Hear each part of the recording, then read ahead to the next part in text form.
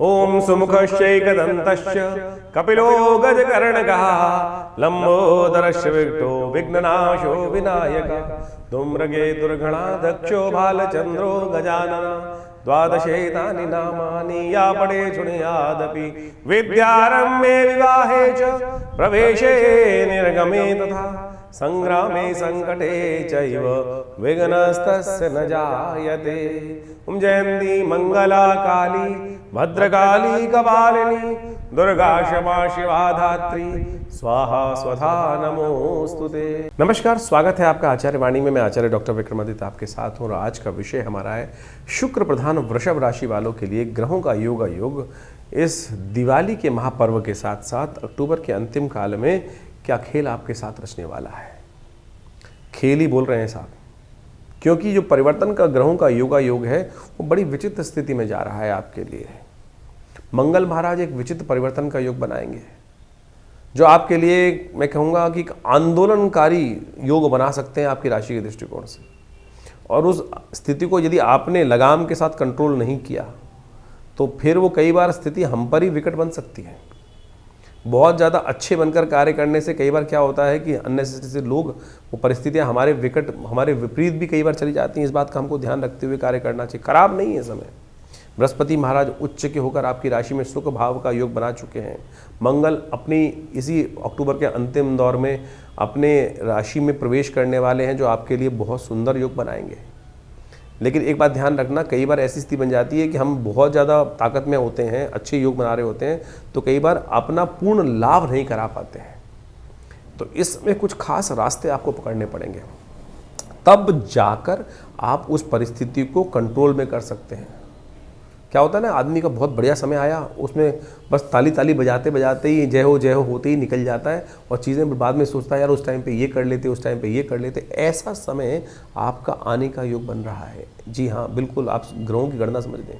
आपकी राशि के स्वामी शुक्र महाराज भी बहुत जल्दी, अक्टूबर में तो नहीं, नवंबर आरंभ होते ही परिवर्तन की तरफ चले जाएंगे और अद्भुत विजय का योग आपके लिए बनकर तैयार कराएंगे। विजय का योग, जी हाँ, चीज़ों में सफलता का योग आपके लिए बनाकर तैयार करेंगे। तो अब उस परिवर्तन की श्रृंखला में बृहस्पति के परिवर्तन के साथ साथ बाकी सब ग्रह परिवर्तन, बुध भी, मंगल भी, शुक्र भी, ये सब परिवर्तन की तरफ चल दिए हैं और समय आपके लिए कुछ न कुछ नया करने को तैयार हो रहा है। आपको भी अपने आप को तैयार करना चाहिए। दिवाली का महापर्व चल रहा है, कुछ संशय भी हैं और ऐसे में ध्यान रखें कि आपकी राशि के दृष्टिकोण से कुछ खास उपाय आपको समय समय पर करने चाहिए। शनि महाराज बड़े विचित्र दौर में बैठे हुए हैं आपकी राशि में इस वक्त। वो अपने शांत भाव से अपने पक्के घर में विराजमान है इस वक्त, लेकिन वो है ना, कई बार आपकी राशि में ऐसा योग बना देते हैं इस दौरान में कि ना चाहते हुए भी आपने देखा होगा कि कई बार अभी इस 2025 में आप अड़ गए बेकार की बातों पर और वो चीज़ आपके हाथ में लाभ की बजाय वो चीज़ें जितनी लाभ देनी चाहिए तो वो नहीं दे पाई। तो वो चीज़ क्या है? वो है शनि का प्रभाव। उसको आपको सही समझ लेना चाहिए। इन दिनों एक खास योग बनने वाला है। यदि उस समय आपने एक उपाय कर लिया तो ये शनि की जो स्थिति है आने वाले 2 साल तक ऐसी ही रहने वाली है। उसको भी आप कम से कम 1 साल तो कंट्रोल करने का योग बना सकते हो। बाद की बात में देखेंगे वो सारी बातें हम सिद्धांतिक तौर पर ज्योतिष के दृष्टिकोण से गणनाओं के साथ आपके समक्ष उपस्थित कर रहे हैं। सबसे पहले बात कर लेते हैं 21 तारीख, बेहद खास दिन। 21 तारीख वृषभ राशि वालों के लिए तो बेहद खास दिन है क्योंकि शुक्र संबंधित दिन है। क्यों दिन है शुक्र संबंधित वो भी आप समझ लीजिए। दिवाली महापर्व है। 21 तारीख मंगलवार और अमावस्या तिथि बहुत सारे लोगों ने पहली मना ली क्योंकि संसार में विचित्र भांत भांत के लोग हैं, ज्ञानीवार लोग हैं। हम वो सब आपके समक्ष विज्ञान उपस्थित करेंगे, बताएंगे सिद्धांतिक तौर पर। लेकिन ये दिन आपके लिए बेहद खास है, बेहद खास है दिन। आपकी राशि के दृष्टिकोण से बहुत सावधानी से चलने की ज़रूरत है आपको। ये आपके लिए थोड़ा सा क्या होता है ना, सावधानी हटी और कहीं ना कहीं कुछ ना कुछ चीज़ें आपके हाथ से निकल ना जाए, इस बात का ध्यान रखते हुए कार्य करने की ज़रूरत है। रंग में विशेष तौर पे आनंद के साथ कार्य करने की ज़रूरत है। सबसे पहली ज़रूरत है सावधानी की। तो आपको सावधानी के साथ कार्य करना ज़रूरत है। कहीं ना कहीं अच्छे भले चीज़ों में चलते हुए नज़र ना लग जाए, इस बात का आपको ध्यान रखने की ज़रूरत है। तो सुबह सुबह कोशिश ये करें, अपने ग्रहों को ठीक रखने के लिए भगवान से प्रार्थना करें, एक विशेष तौर पे कार्य करने का प्रयास करें, वो आपके लिए बहुत ज़रूरी है। इस दिन अमावस्या के दिन अपने पितरों के निमित्त कुछ एक थाली निकाल कर सुबह सुबह किसी भी गरीब व्यक्ति को, किसी भी ब्राह्मण को भोजन, गाय को भोजन अवश्य करा दीजिए। सुबह सुबह इस बात का ध्यान रखें। और फिर दीपावली का आनंद से पर्व क्यों मत आप बोल रहे हैं, सिद्धांतिक तौर पे आपको समझ लेना चाहिए। तो 21 तारीख को दिवाली का सुंदर योग बन रहा है। इस बार बड़ी भ्रांति रही कि 20 को मनाएं या 21 को मनाएं। शास्त्रोक्त दृष्टिकोण से हमने पूरी तरह से अच्छे से समझाया है कि कैसे 21 का योग बन रहा है। पुनः आपको समझा देते हैं कि यहाँ दिल्ली के पंचांग के अनुसार से या भारत के संपूर्ण पंचांगों के अनुसार से जो योग बन रहा है वो ऐसा है कि बिल्कुल जो अमावस्या की तिथि है वो करीब करीब 5:54 तक है। तो अमावस्या की आयु है। काशी के कुछ पंचांगों ने भयंकर गड़बड़ी करी है, गलती करी है, और इस बात को हमने बिल्कुल प्रत्यक्ष प्रमाण के तौर पर उपस्थित किया है कि उन्होंने जो पंचांग में उन्होंने लिखा है, अपनी गणनाओं के अनुसार से कहा है कि सूर्य अस्त जो उनके पंचांग में जाकर कोई भी देख सकता है। उन्होंने लिखा है कि करीब करीब शाम को जो सूर्यास्त हो रहा है वो 5:40 पर हो रहा है, लेकिन काशी में भी सूर्यास्त जो हो रहा है 5:26 पर हो रहा है। और उसकी वजह से उनकी तिथि की आयु गड़बड़ हुई है, और तिथि की आयु गड़बड़ उन्होंने कैलकुलेशन में मिस्टेक करी है, और ये प्रमाणित है। उनके पंचांग को जाके देख सकते हैं। उन्होंने सूर्योदय दिखाया है 21 जो अक्टूबर को सुबह 6:20 पर दिखाया है, जबकि काशी में सूर्योदय 6 बजे हो रहे हैं सुबह सूर्योदय।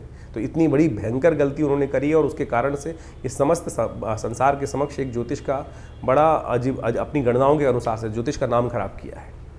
तो इस बात में भ्रांति में ना फंसे। ये काशी के कुछ विद्वानों, तथाकथित विद्वानों, हमारी संपूर्णानंद संस्कृत विद्यालय में काशी में बात हुई, और उन्होंने भी इस बात को प्रतिपादित किया कि 21 तारीख को ही दिवाली मनाई जानी चाहिए। तो हमने आपके समक्ष इस सत्य को प्रतिपादित किया है। आज ज्योतिष को सही रूप से समझने की आवश्यकता है। एक विचार गोष्ठी होनी चाहिए और उसको सही से समझना चाहिए। तो हमने ये प्रमाणित तौर पे आपके समक्ष रखा है कि 21 तारीख को सूर्यास्त के समय पर प्रदोष व्यापनी अमावस्या पूरे भारत में, आसाम से लेकर पूरे गुजरात तक के पूरे अक्षांश पर उपस्थित है। कोई द्वंद्व नहीं है। तो अपने भाग्य को जगाइए। अमावस्या युक्त जो प्रदोष तिथि में व्याप्त है, पराग्रही जो शास्त्र में कही गई है, अपनी किस्मत को मत सुलाइए भगवती का, महालक्ष्मी का। अगर आपने 20 को पूजन कर भी लिया है तब भी कोई चिंता नहीं, दोबारा कर लोगे तो कोई महालक्ष्मी जाएंगी नहीं, पदार्पण करेंगी। आपको नित्यपति करनी चाहिए। तो कम से कम इसी बात के मान के कर लो कि आप आनंद भाव से। तो एक महालक्ष्मी का पूजन। एक बड़ी विचित्र प्रश्न भी आपके समक्ष उठना चाहिए। हम यहाँ समस्त प्रश्नों का निराकरण भी कर रहे हैं कि महालक्ष्मी का एक प्रश्न हमारे पास आया। यहाँ हम बताना इसलिए आवश्यक समझते हैं कि 21 तारीख जो महालक्ष्मी का पूजन होता है, बोले गणेश के साथ गौरी बैठती हैं, यहाँ लक्ष्मी जी का पूजन होता है, विष्णु जी का पूजन क्यों नहीं होता? शास्त्र के अनुसार से आपको इस बात को सही रूप समझ लेना चाहिए कि जो भगवान राम के अयोध्या पर वनवास से वापस आने पर तो दिवाली आनंद भाव से दीपोत्सव मना ही मना, लेकिन भगवान राम से पहले भी तो दिवाली मनती थी। क्या दिवाली उससे पहले नहीं मनती? दिवाली का जो संबंध है दीपावली का, वो वास्तविक तौर पर वो है भगवती महालक्ष्मी का प्रादुर्भाव उस दिन हुआ। और जब आदि लक्ष्मी का प्रादुर्भाव हुआ, जो दुर्गा सप्तशती के दूसरे अध्याय में कथा आती है कि समस्त देवताओं ने विचार किया कि अब इस जो राक्षस जिसने त्रिलोकी में राज्य स्थापित कर लिया है महिषासुर ने, उससे कैसे उसको हटाना है। तो कहा जाता है कि जब समस्त देवतागण, भगवान विष्णु, महेश, शिव इत्यादि समस्त देवता गणों के साथ ऋषिगण वहाँ पे विचार कर रहे थे आकाश मंडल में, तो उन सबके शरीर से एक तेज निकला और वो महालक्ष्मी के रूप में, एक स्त्री के रूप में वहाँ जो है परिवर्तित हुआ। तेजोमय शरीर था जो दिव्य थर्वशीष में प्रार्थनाएं का, और समस्त देवताओं ने पूछा काशी तुम महादेवी थी, तो उन्होंने कहा, उस पराशक्ति ने बोला सा ब्रवीति आम ब्रह्म स्वरूपिणी मत्तः प्रतिपुषात्मगम जगत शून्यम च शून्यम च। ये दिव्य थर्वशीष की प्रार्थना है।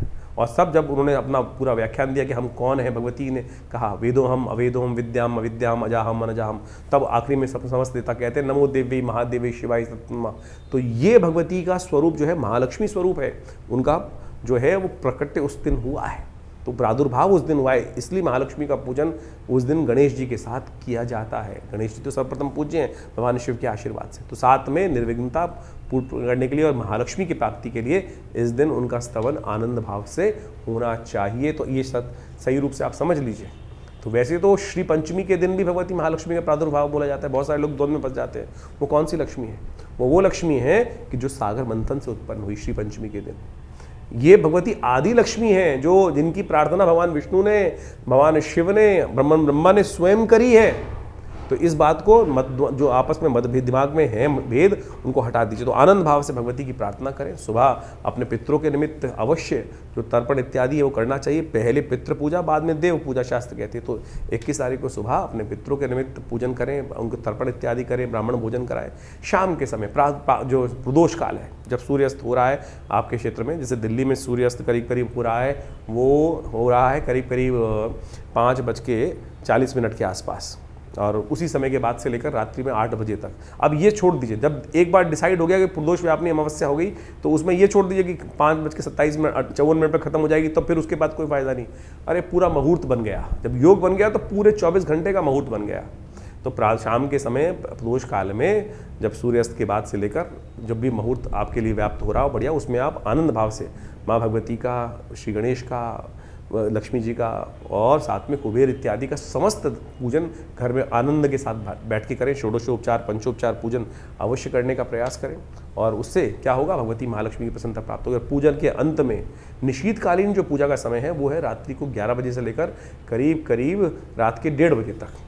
तो उस समय में भगवान शंकर के साथ अघोर मंत्र के साथ भगवान की पूजा होनी चाहिए भगवत की। उस दिन श्रीयंत्र को अपने घर स्थापित करना चाहिए दिवाली के पूजन में। साथ साथ शंख के द्वारा भगवती का सुंदर रूप से पूजन, शंख दक्षिणावर्ती शंख के रूप में भगवती महालक्ष्मी का जो पूजन करते हैं ना, कहा जाता है महालक्ष्मी अद्भुत रूप से उस घर में प्रतिष्ठा कर लेती हैं, रहती हैं। और साथ में पूजन के साथ साथ अवश्य वहाँ एक काम करें कि कमल के पुष्पों का एक शैया बनाकर भगवती को प्रदान करें, या आनंद भाव से पूजन करें। असंख्य दीपक जलाएं, 2 खूल इत्यादि समस्त रूप से भगवान का, भगवती का पूजन करेंगे तो आनंद भाव से भगवती की कृपा से आपके कष्ट निवारण करने का योग बनेगा। तो आनंद भाव से भगवती का पूजन करें। ये समय बहुत बढ़िया है, दीपावली का महापर्व है, और ऐसे में समस्त योगों के अनुसार से मन के द्वंद्व को हटाइए। हम पुनः कहेंगे कि अगर आपने 20 तारीख को कर भी ली है तो दोबारा भी करने में कोई निषेध नहीं है। कम से कम इस मुहूर्त को मत जाने दीजिए। तो तथाकथित विद्वानों के मतद्वंद के अनुसार से जो आपस में उनका अंतर्द्वंद है उसको भूल जाइए और अपने इस योग का लाभ उठाइए। 21 तारीख को दीपावली बहुत शुभ योग में आ रही है। मंगलवार की दीपावली जो होती है ना, अगर उस योग को आप हटा देते हैं, उस योग में परमात्मा की आराधना नहीं करते हैं, तो फिर ये अमंगलकारी भी हो जाती है। इस बात का ध्यान कर लेना चाहिए। तो आनंद भाव से भगवती का स्तवन करें। बहुत सुंदर योग बनकर आया है, तो ऐसे में समस्त कष्टों को निवारण करने के लिए भगवती का आवाहन करें। भगवती घूम रही हैं, तो आपके घर में सुंदर रूप से दीपों की माला बनाकर आनंद भाव से आप परमात्मा का, भगवती का पूजन करें। कल्याण के योग अद्भुत रूप से बनेंगे। सुगंधी युक्त तेल से जो घी जला रहे हैं उसमें थोड़ा इत्र अवश्य डालिएगा। असंख्य दीपक जितने भी चला सकते हैं, तो आप अवश्य इस प्रकार से पूजन करेंगे, कल्याण होगा। वृषभ राशि वालों, 22 तारीख का दिन ग्रह नक्षत्रों के दृष्टिकोण से क्या कुछ लेकर आ रहा है आपके लिए समझ लीजिए। बुधवार का अवसर है, प्रतिपदा है, नववर्ष का आरंभ हो रहा है। बहुत बहुत आपको शुभकामना नववर्ष की। ग्रह नक्षत्रों के दृष्टिकोण से ये समय आपके लिए करीब करीब 50% अच्छा भी है और 50% आपको अच्छा करना पड़ेगा। और यदि आपने ढीला छोड़ दिया तो फिर चीज़ें आपके लिए हाथ से निकलने के योग बना सकते हैं। सबसे पहले तो स्वास्थ्य का ध्यान रखने की ज़रूरत है। उत्सव के दिन चल रहे हैं, बहुत सारी चीज़ें क्या होता है कि हम लोग पता नहीं क्या क्या करते रहते हैं। स्वास्थ्य का इन 2-3 दिनों में खासतौर पे स्वास्थ्य का मौसम परिवर्तन की तरफ जा रहा है। हो हल्ले में हम लोग कई बार थोड़ी स्वास्थ्य में नरमी ध्यान नहीं दे पाते हैं, तो स्वास्थ्य का ध्यान रखते हुए कार्य करें। अन्नकूट है इस दिन, अन्नकूट है इस दिन। कोशिश ये करें भगवान विष्णु का सुंदर पूजन करें।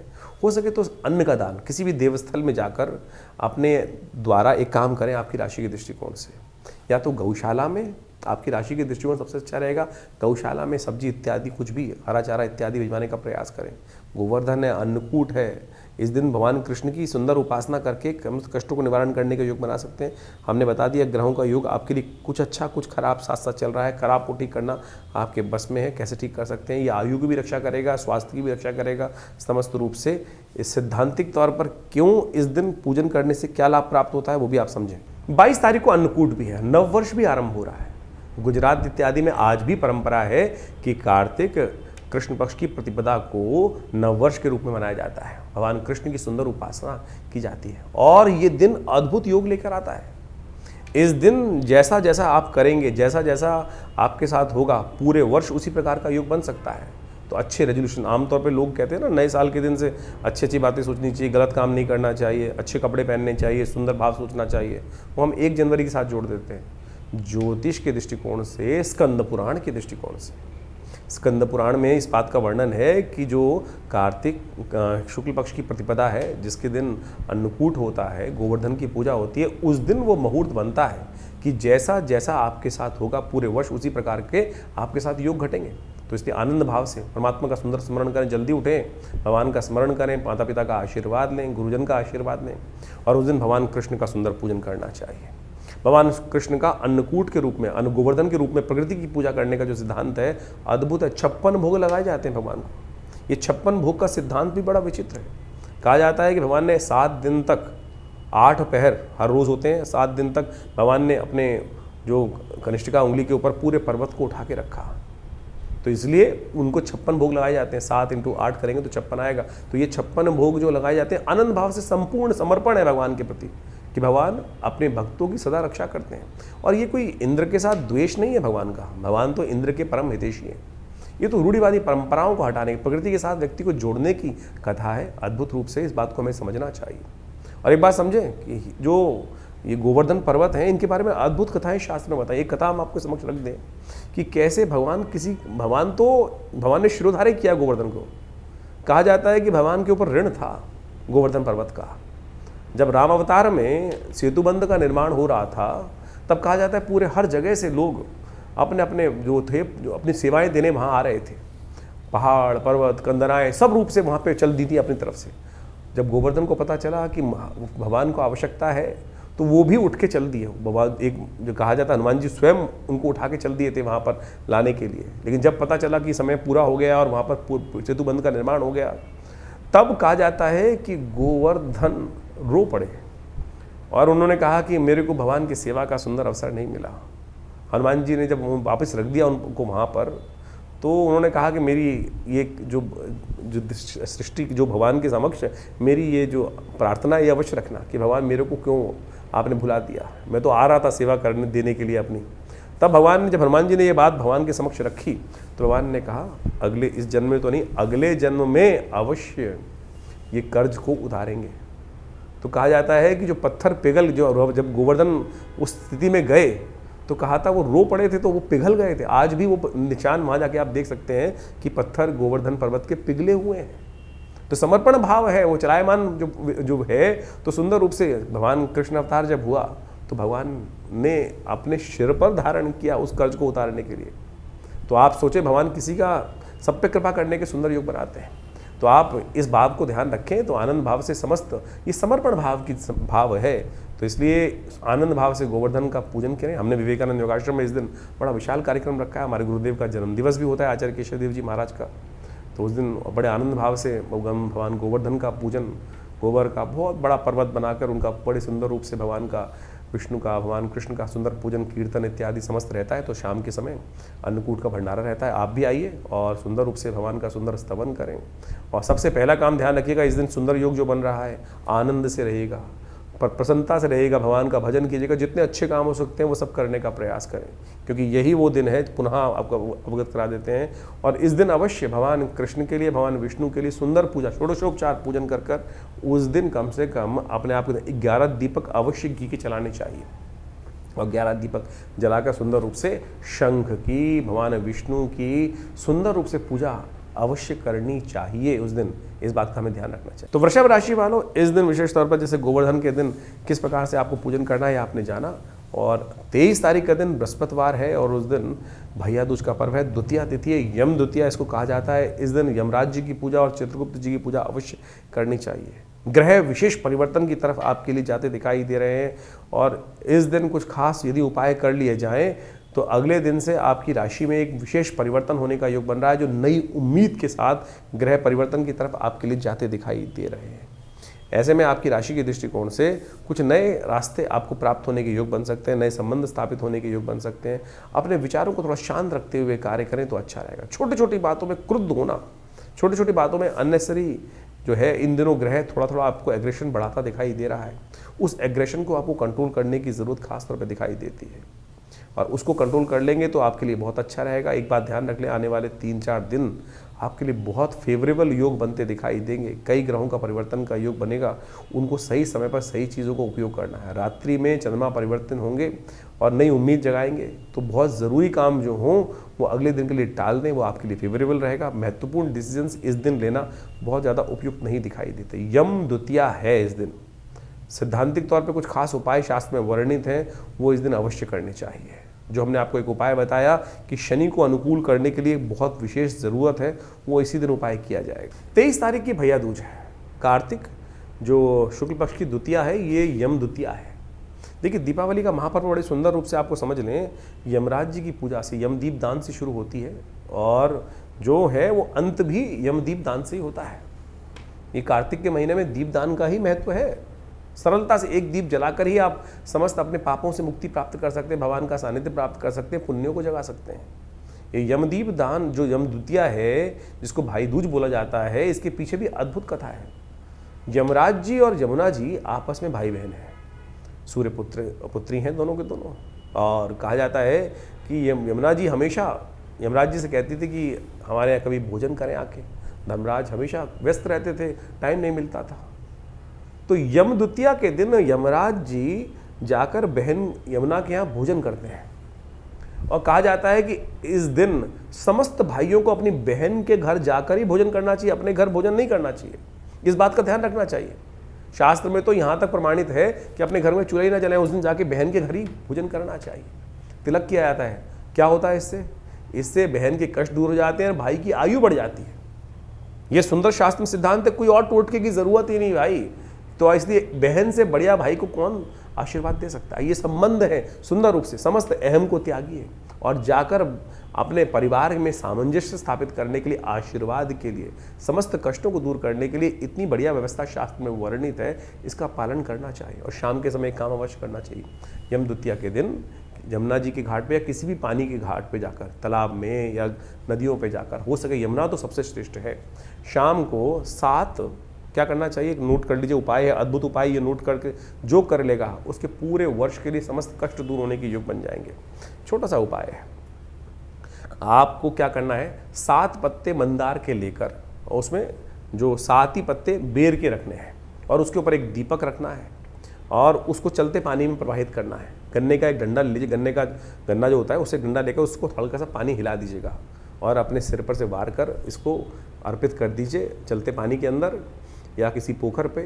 तो कहा जाता है कि पूरे वर्ष तक के लिए समस्त कष्टों को दूर करने का आशीर्वाद मिल जाता है। पितृ भी प्रसन्न हो जाते हैं। जिनको लगता है ना कि पितृ दोष बन गया है, पितृ पता नहीं संतुष्ट हैं कि नहीं है, ये एक उपाय है। यम द्वितीया के दिन शाम के समय जो कर लेगा उनके समस्त कष्ट दूर हो जाएंगे।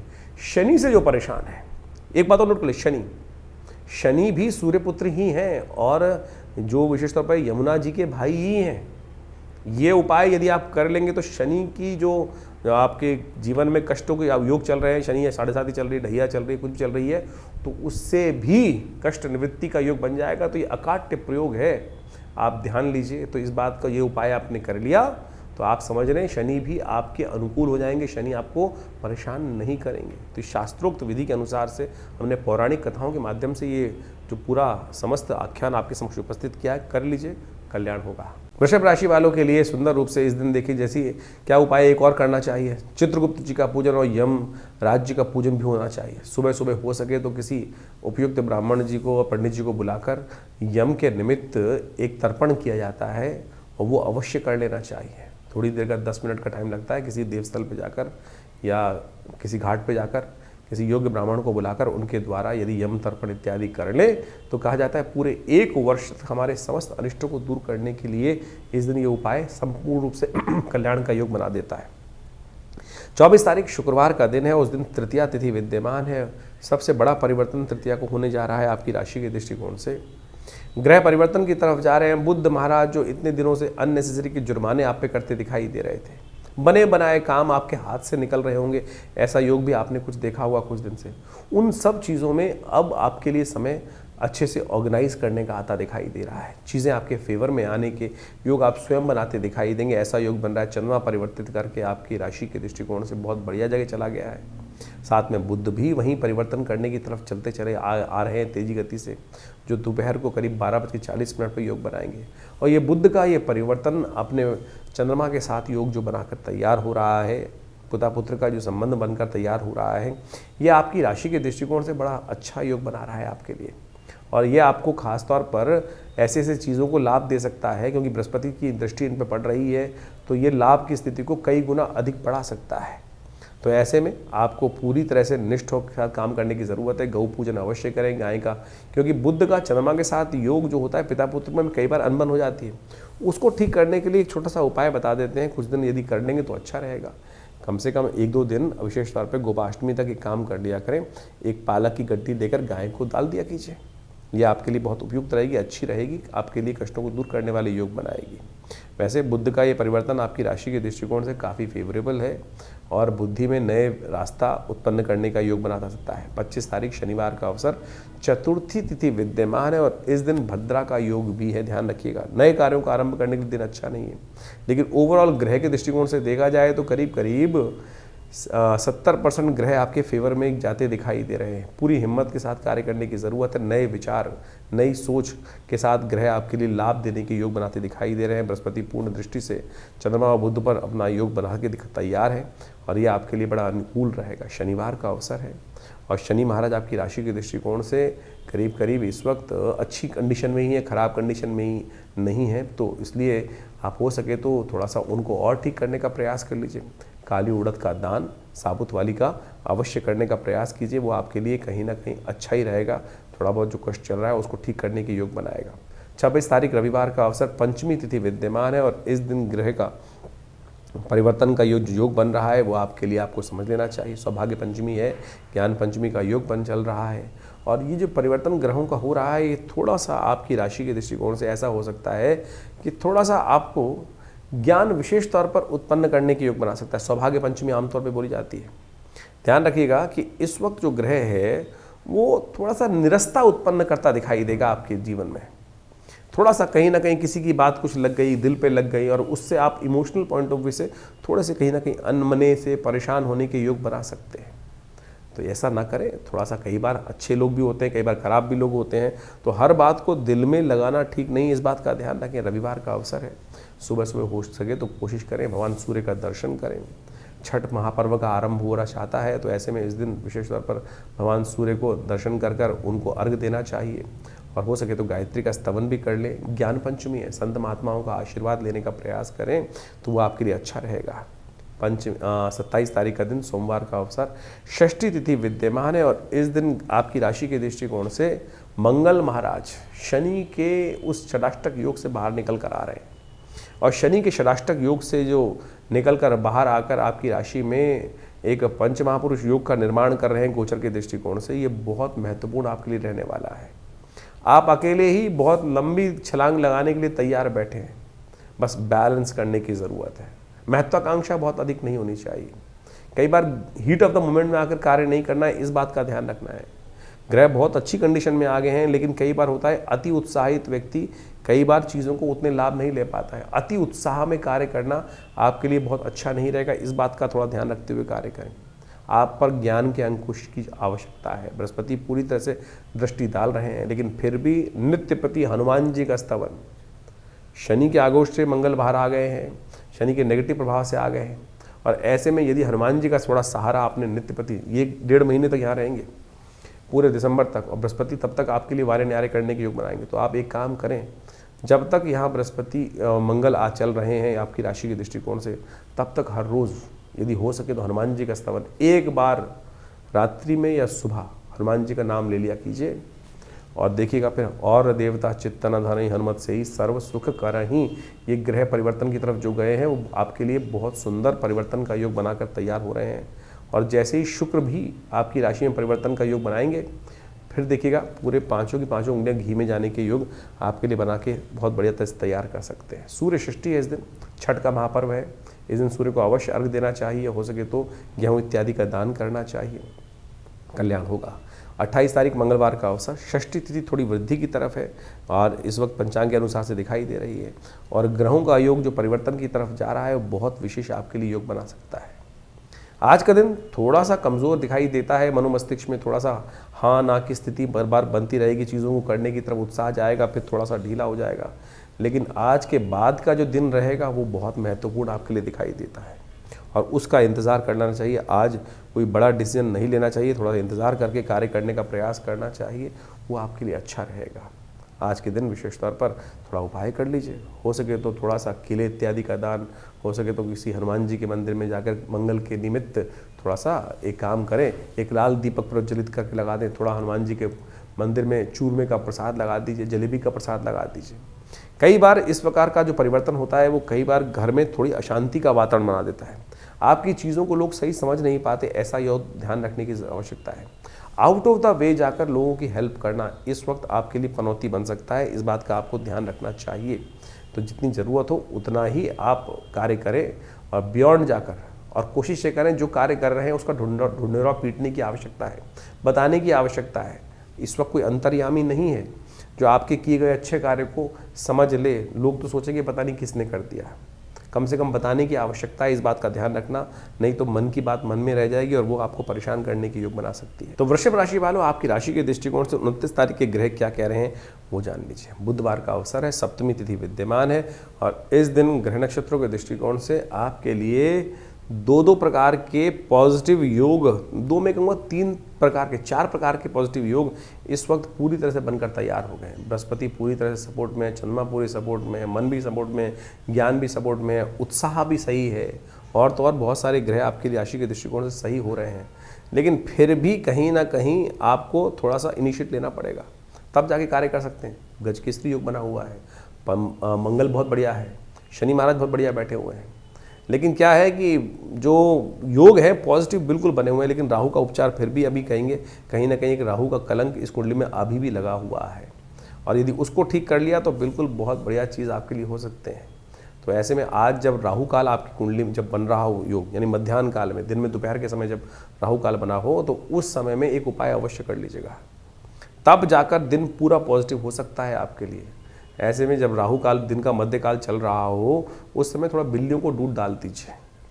ये उपाय यदि आप करेंगे तो बहुत कल्याणकारी योग बनेगा। भद्रा है, ध्यान रखिएगा, सुबह 9:34 से रहेगी और रात्रि तक रहेगी। नए कार्यों का आरंभ करने से बचना चाहिए।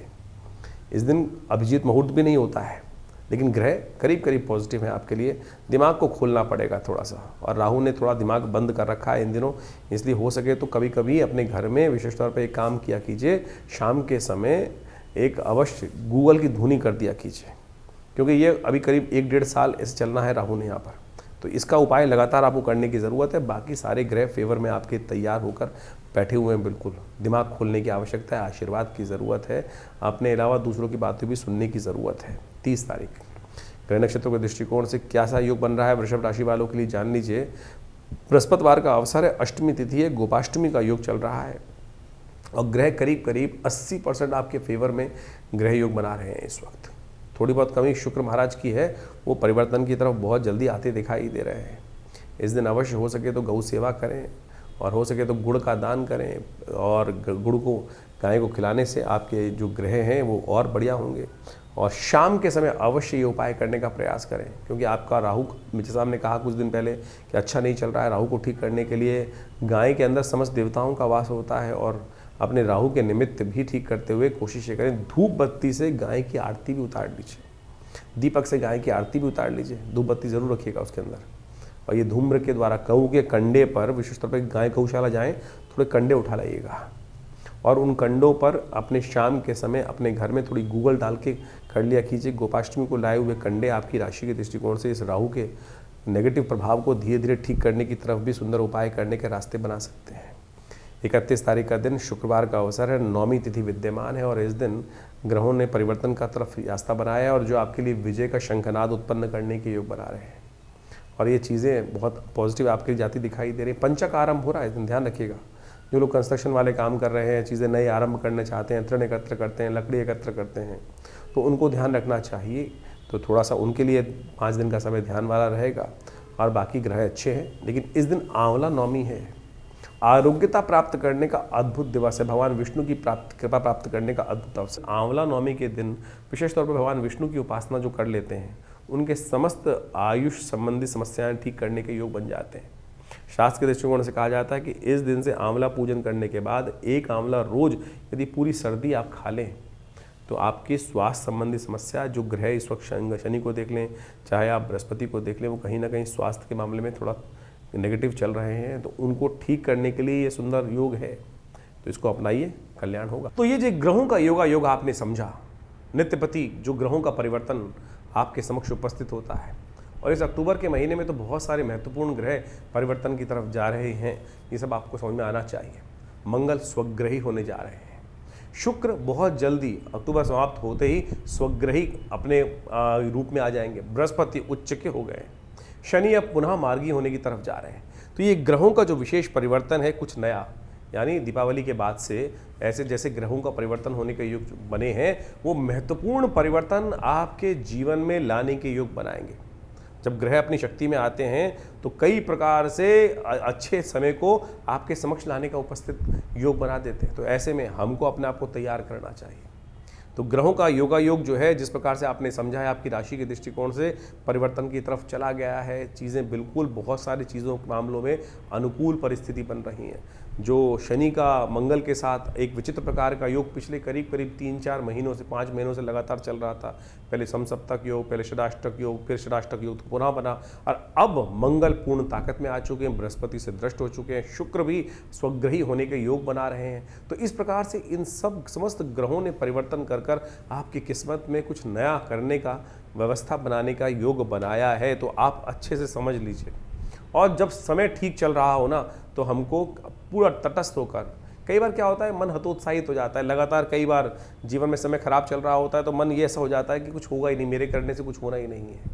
तो ऐसे में हम हार जाते हैं, और जबकि स्थितियां बिल्कुल परिवर्तन करते हुए टाइम नहीं लगता है। वैसे ही परिवर्तन की स्थिति अब आ चुकी है। जैसा हमने आपको कहा, मंगल स्वग्रही होने के योग बना रहे हैं, अपनी राशि में आ रहे हैं, पूर्ण ताकत में आ रहे हैं, और हिम्मत से बहुत सारी, सबसे बड़ा परिवर्तन तो बृहस्पति ने किया है। लंबा समय नहीं है, सोने का समय नहीं है। जो जागत है सो पावत है, जो सोवत है सो कुवत है। इस बात का ध्यान कर लो साफ साफ। और नहीं तो फिर ये समय तो अभी कैसे, दिसंबर तो आया जाता है, 4 दिसंबर के आसपास बृहस्पति पुनः फिर बदल जाएंगे, और फिर वही स्थिति में चले जाएंगे। उच्च के बृहस्पति सुंदर तरीके से ग्रहों पर अपना कंट्रोल उपस्थित कर चुके हैं। तो अब आपको समझना है कि आपको चीज़ों को कैसे ठीक करना है। हाँ, अगर अभी भी आपको लग रहा है कि आपके जीवन में परिवर्तन नहीं आ रहा, तो आपको फिर गोचर के दृष्टिकोण से नहीं, अपनी जन्मपत्री को दिखाना चाहिए। हो सकता है कुछ महादशाएं खराब चल रही हैं, और बहुत ऐसा लंबा चौड़ा उपाय नहीं होते हैं। बहुत सारी चीज़ें लोग चाहते हैं कि परिवर्तन होता ही नहीं है, लेकिन उनको सही रूप से करने की आवश्यकता है। हमने देखा है परिवर्तन होता है, बहुत सारे लोग लगातार हमारे साथ जुड़े हुए हैं, और हमने जैसे जैसे उपाय उनसे कराए हैं, उनके जीवन में महत्वपूर्ण परिवर्तन का योग बना, निश्चित तौर पे बना, अच्छे से सामने देखने पे बना। और बिल्कुल परिवर्तन कर्म से बनता है, विश्वास से बनता है, सही दिशा में कार्य करने से बनता है। कार्य तो सब कोई कर रहे हैं, अब कोई लठ ऐसे मार रहा है, कोई वैसे मार रहा है। ज्ञान के अनुसार से एक पॉइंट पर यदि हम कार्य करने का रास्ता सही सेट कर लें, विज्ञान के अनुसार से, समय के अनुसार से, बुद्धि के अनुसार से, देव योग के अनुसार से, तो कैसी चीज़ें हमारे हाथ में नहीं आएंगी। ये विश्वास हमको जगाना चाहिए। ज्योतिष विज्ञान वही विश्वास जगाता है, और सही रूप में सही चीज़ों को कर कर, परमात्मा के सामने प्रार्थना कर कर, सही रूप यदि उपाय कर लिया जाए, तो सही माने परिवर्तन, किस्मत जगाने के मार्ग बहुत जल्दी से प्रशस्त हो सकते हैं। तो जैसा हमने आपको आपके ग्रहों का योग बताया है, तो उसको सही समझ लीजिए, अपने जन्मपत्री को अच्छे से। क्योंकि क्या होता है कि एक बार हम लोग गोचर के दृष्टिकोण से बहुत सारी चीज़ों को देखते रहते हैं, जैसे हम आपको बताते हैं, तो गोचर का एक पार्ट है, इसके अंदर बहुत सारी चीज़ें अपने वो क्या होता है। आजकल बहुत सारे लोग जब जन्मपत्री दिखाने आते हैं, तो आजकल यूट्यूब चैनलों की मेहरबानी से आधे ज्योतिषी खुद बन के ही आते हैं, और पूरा ज्ञान होता नहीं है। तो क्या होता है कि फिर नीम हकीम खतराए जान हो जाती है स्थिति। तो कई बार वो चीज़ें समझ में नहीं आती हैं। छोटी छोटी चीज़ें कई बार हम अपने लिए देख रहे होते हैं तो नहीं देख पाते हैं। सामने वाला जब देखता है और बिल्कुल न्यूट्रल होकर देखता है, तो वो चीज़ें सामने आ जाती हैं। और हमने देखा है कि बिल्कुल छोटे से रूप में यदि उसको परिवर्तन करने का मार्ग, हल्का सा परिवर्तन करने का मार्ग पकड़ लिया जाए, सही दिशा पकड़ ली जाए, तो किस्मत जागने के योग बन सकते हैं। तो आप बिल्कुल इस समय को बर्बाद मत कीजिएगा। समय आपके बिल्कुल उपयुक्त हैं, चीज़ों को सही दिशा में करने का प्रयास करें। और जिस प्रकार से कभी कभी सही समय पर जाकर, आजकल मॉडर्न साइंस में बोला जाता है ना कि जब को सब ठीक चल रहा हो तो डॉक्टर के पास जाकर एनालाइज कराते रहना चाहिए। तो उसी प्रकार से ज्योतिष विज्ञान में भी ग्रहों का एक योग कभी नहीं रहता, हर समय परिवर्तन का योग बनता है। तो समय समय पर अपनी जन्मपत्री का कहा, समझ चीज़ों को विचार विमर्श, चीज़ों को समझने का मार्ग करते रहना चाहिए। और उससे क्या होता है कि चीज़ें सही दिशा में सही समय पर पकड़ में आ जाती हैं। और वो नहीं तो फिर क्या होता है कि यार मेरा बैठा हुआ व्यक्ति कहाँ, मिलने वाला व्यक्ति कहाँ बैठा हुआ था, मुझे पता ही नहीं चला। यही तो किस्मत सोने का तरीका है, यही कारण है ना कि हमको पता ही नहीं चला कि हमारा किस्मत जगाने के लिए व्यक्ति बैठा हुआ था, और जब उसका समय निकल गया तब जाकर हम जागे, अरे चीज़ हाथ से निकल गई। तो ऐसा ना करें, जगाइए किस्मत को और ग्रहों को सही स्थिति को समझें और जन्मपत्री को सही से समझकर, चीज़ों को सही समझकर और बहुत सारी चीज़ों के अनुसार से हम आपके जो भविष्यफल को समय समय बताते रहते हैं, उसको सही से समझकर कार्य कीजिए। देखिए किस्मत बदलने के लिए बिल्कुल तैयार है और आशा करते हैं, भगवान से प्रार्थना भी करते हैं।